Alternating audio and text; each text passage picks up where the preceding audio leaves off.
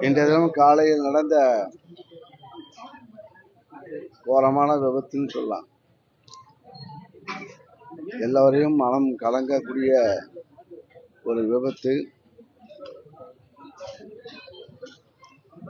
பள்ளி மாணவர்கள் சென்ற வேன் ரயில்வே கேட்டை கடக்கும் பொழுது ஏற்பட்ட விபத்தில் 3 மாணவர்கள் இறந்திருக்கின்றார்கள். ஒரு மாணவன் அடிபட்டு மருத்துவமனையில் அதே போல அந்த வேன் ஓட்டுநரும் பாதிக்கப்பட்டிருக்கிறார்கள். அதை பார்த்து ஓடி வந்த அந்த கிராமத்தை சார்ந்த ஒரு நபர் மின்சாரம் தாக்கி, அதாவது இந்த ரயில் இயங்குகின்ற மின் அது கட்டாய் கீழே வந்து கிடந்து அதன் மூலமாக ஒருவர் காயம்பட்டிருக்கின்றார்கள். ஒரு மேல் சிகிச்சைக்காக ஜிப்மர் மருத்துவமனையில் அனுமதிக்கப்பட்டிருக்கிறார்கள். இறந்தவர்களுடைய முதல்வர்கள்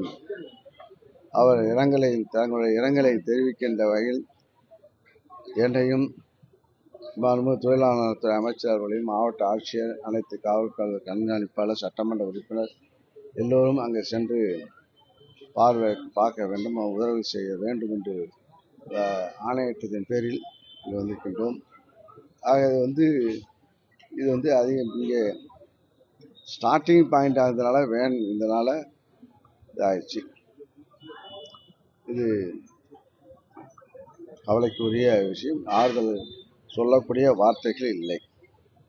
இந்த பெற்றோர்கள் தன்னுடைய குழந்தைகள் நல்லா படிக்க வேண்டும் என்ற உணர்வுடன் அவர்கள் அனுப்பி வைத்த போது இந்த எதிர்பாராத ஒரு அதிர்ச்சிகரமான ஒரு துக்க நிகழ்வு. அதற்கு மாண்பு முதல்வர்கள் தன்னுடைய இரங்கலை தெரிவித்திருக்கிறார்கள். இரங்கலை தெரிவிக்கின்ற வகையில் நாங்களும் இங்கே உணர்வுபூர்வமாக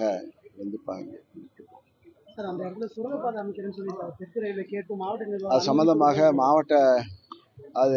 மாவட்ட நிர்வாகம் உரிய நடவடிக்கை, மாவட்ட காவல்துறை கண்காணிப்பாளர் எப்படி விபத்து, அது ரயில்வே துறை காவல் நிலையம் அதுக்கெல்லாம் கூட்டு நடவடிக்கை எடுத்து அதுக்கு சம்பந்தமாக இது போன்ற நிகழ்வுகள் பிற்காலத்தில் நடக்கக்கூடாது என்ற அடிப்படையில் பணியாற்ற வேண்டும் என்று முதலமைச்சர் அவர்கள் உத்தரவு வழங்கியிருக்கிறார்கள்.